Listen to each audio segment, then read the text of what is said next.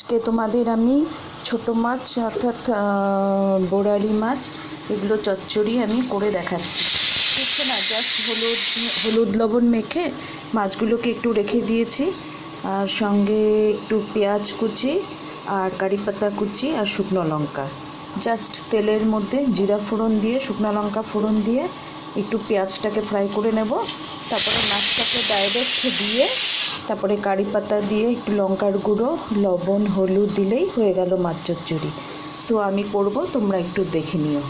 Friend, আমি start করছি।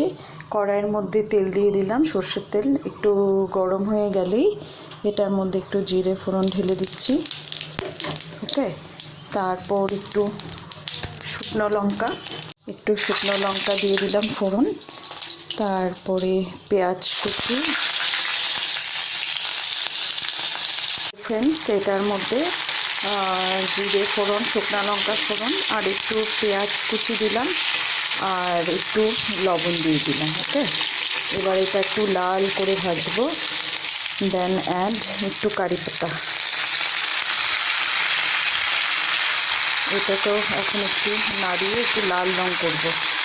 তো ফ্রেন্ডস, তো পেঁয়াজটা একটু লাল হয়ে গেলে আমি একটু এই বোড়ালি মাছগুলো একটু কড়াইয়ের মধ্যে দিয়ে দিলাম। ঠিক আছে, এটার মধ্যে একটু জিরে গুঁড়ো একটু লঙ্কার গুঁড়ো অ্যাড করলাম, ব্যাস এইটুকুনি।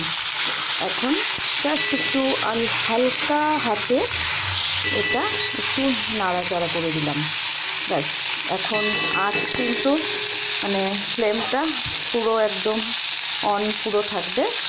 এবার একটু এটাকে ঢেকে দেবো। ওকে, দেখো দেখতে কি ভালো লাগছে, ঢেকে দিলাম।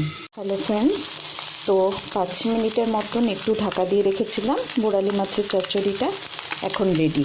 দেখো, গরম ভাতের সঙ্গে এখন বসে পড়ো গরম গরম মাছ চচ্চড়ি দিয়ে ভাত খেতে। ওকে ফ্রেন্ডস, তোমরা ট্রাই করে দেখো।